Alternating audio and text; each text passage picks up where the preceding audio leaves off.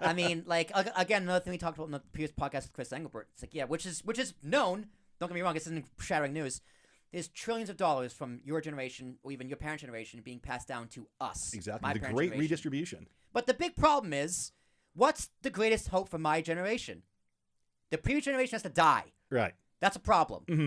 People live longer. Yep. And don't get me wrong. Like, my retirement, if I have 401k, but I could theoretically be like, listen, I just need that money now.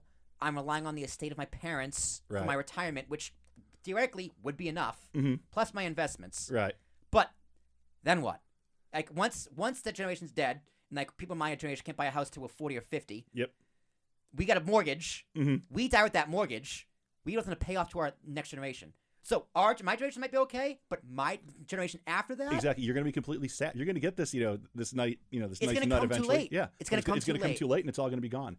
And it's a very real, thinking back to my time living overseas in the UK. It's really scary. It's a massive problem in the UK right now. Is nobody can afford to buy a house. Whether they're somebody, whether they're a millennial, whether they're Gen Xer like myself, it is impossible to get on the property ladder anywhere within 100 miles of London.